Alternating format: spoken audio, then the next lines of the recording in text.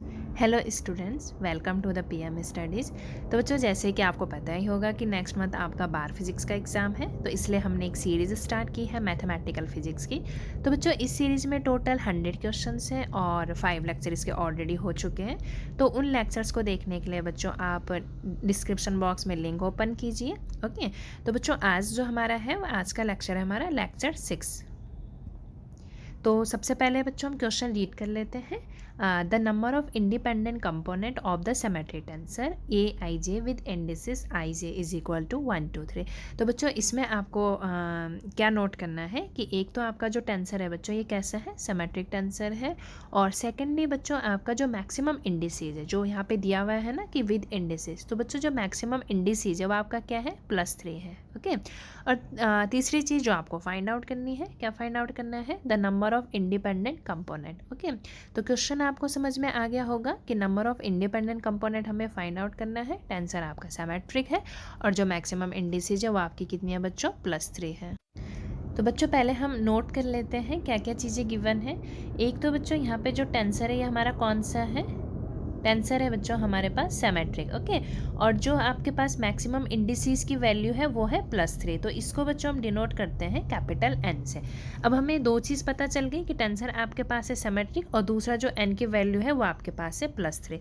तो बच्चों हमें पता होना चाहिए कि सिमेट्रिक टेंसर में जो नंबर ऑफ इंडिपेंडेंट कंपोनेंट की वैल्यू होती है, लिख लेते हैं यहाँ पे, number of independent component is equal to कितना हो जाएगा बच्चों, 1/2 n+1। ओके, अब बच्चों फार्मूला हमें पता है, आप वैल्यू पुट कर लीजिए। +3 आपके पास वैल्यू है तो 1/2 इंटू +3 और 3 + 1 हो जाएगा, तो इज इक्वल टू 1/2 इंटू 3, 3 + 1 बच्चों 4, तो 2 2 जा 4, 3 इंटू 2 6 आ गया। ओके, तो आपका जो आंसर हो गया बच्चों ये सी हो गया, +6। तो बच्चों देख रहे होंगे आप, क्वेश्चन बहुत ही ईजी था, बस आपको दो चीज़ें यहाँ पे नोट करनी थी कि अगर आपके पास टेंसर सिमेट्रिक है और मैक्सिमम इंडिसेस की वैल्यू गिवन है, तो आपको जस्ट एक फार्मूला याद होना चाहिए नंबर ऑफ इंडिपेंडेंट कंपोनेंट का, जो आपका 1/2 n+1 होता है। ओके, तो ये क्वेश्चन तो आपको अच्छे से समझ में आ गया होगा। अब बच्चों जो पॉसिबिलिटी बनती है थोड़ा सा, वो बनती है कि अगर क्वेश्चन सेम ही हो आपके पास, ठीक है,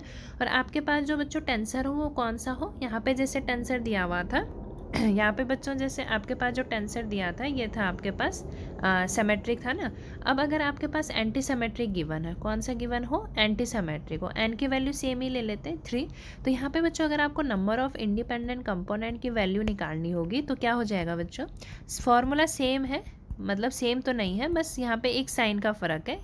ठीक है, तो वहाँ पे आपने नोट किया होगा कि अगर सिमेट्रिक है तो बीच में आपका साइन जो है वो प्लस का आ जाता है, अगर एंटी सिमेट्रिक है तो आपका जो साइन होगा बच्चों वो माइनस का हो जाएगा। तो सेम वैल्यूज़ के लिए अगर हम इसको सॉल्व करें तो कितना हो जाएगा, 3 - 1, इसको आप कैलकुलेट करोगे तो 1/2 इंटू 2 से कैंसिल आउट बच्चों, आंसर आपका 3 हो गया। तो दोनों केस में बच्चों हमने स्टडी कर लिया इस क्वेश्चन को कि अगर आपके पास जो क्वेश्चन है, ठीक है ना, अगर आपके पास जो सिमेट्रिक वाला भी अगर केस आता है तो आपसे क्वेश्चन हो जाना चाहिए, और अगर आपके पास एंटी सिमेट्रिक भी आता है तो दोनों केस में आपको क्वेश्चन समझ में आना चाहिए। तो आई होप बच्चों ये क्वेश्चन आपका क्लियर हो गया होगा। हाँ बच्चों, तो अब हम नेक्स्ट क्वेश्चन देख लेते हैं, क्वेश्चन नंबर 10। तो पहले क्वेश्चन को रीड कर लेते हैं। The eigen values of the matrix, आपके पास कोई भी एक मैट्रिक्स गिवन है, ए मैट्रिक्स, मैं इसको नाम दे देती हूँ, ठीक है, और इसका बच्चों जो ऑर्डर है इसका 3×3, और आपको फाइंड आउट करना है कि आपके पास एक मैट्रिक्स ए है और इसकी आपको आइगन वैल्यूज़ फाइंड आउट करनी है।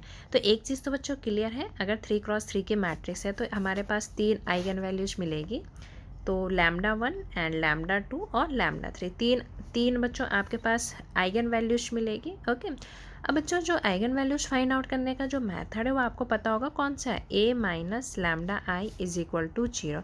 लेकिन बच्चों ये मेथड बहुत ही ज़्यादा लॉन्ग है, तो कंपटीशन एग्ज़ाम में बहुत टाइम आपका ये मेथड ले लेता है, तो इसलिए हम ये मेथड से नहीं करेंगे। हम थोड़ा सा ट्रेस की प्रॉपर्टीज़ यूज़ करके हम लोग इस क्वेश्चन को सॉल्व आउट करेंगे, ठीक है। अब बच्चों ट्रेस की प्रॉपर्टीज़ क्या होती है, देखो, किसी भी मैट्रिक्स का बच्चों जो ट्रेस होता है वो आपका होता है sum of eigen values, okay.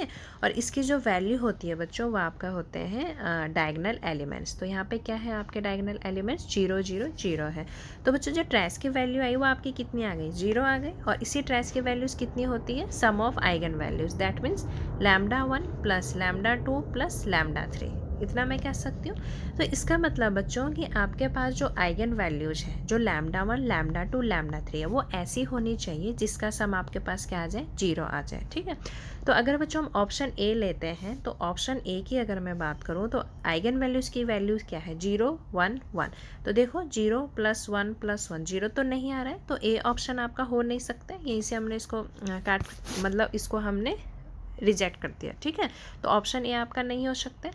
अब हम ऑप्शन बी की बात करते हैं बच्चों। अगर आपके पास ये वैल्यूज, अच्छा चलो पहले सी की बात कर लेते हैं, ठीक है ना।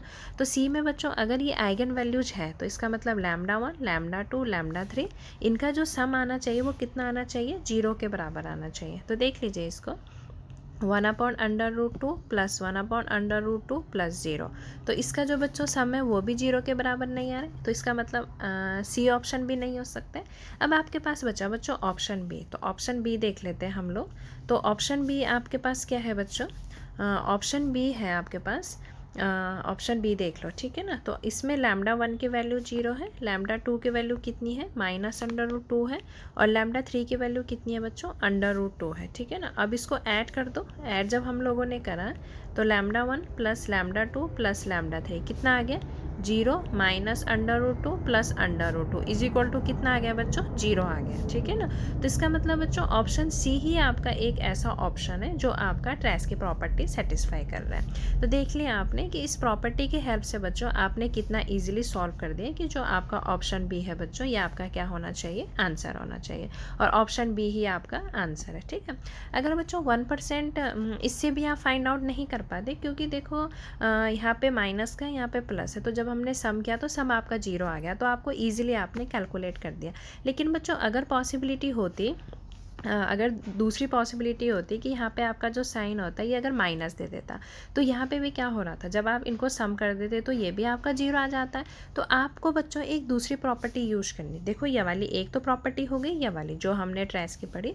तो इसमें अगर देखो ऑप्शन ए तो आपने पहले ही हटा दिया था, ऑप्शन बी सी में आपको कन्फ्यूज होता अगर आपका यहाँ पे नेगेटिव साइन होता।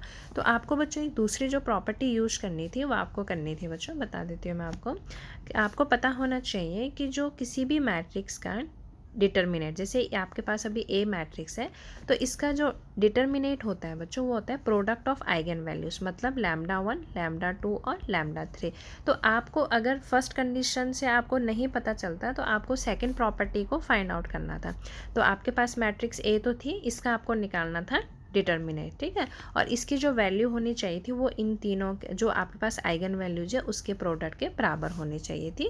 तो तीनों ऑप्शन में आप लोगों को एक ऑप्शन पता चल जाता जो इसका आंसर था। तो क्वेश्चन बहुत इजी था बच्चों, आपको समझ में आ गया होगा, ठीक है बच्चों, थैंक यू।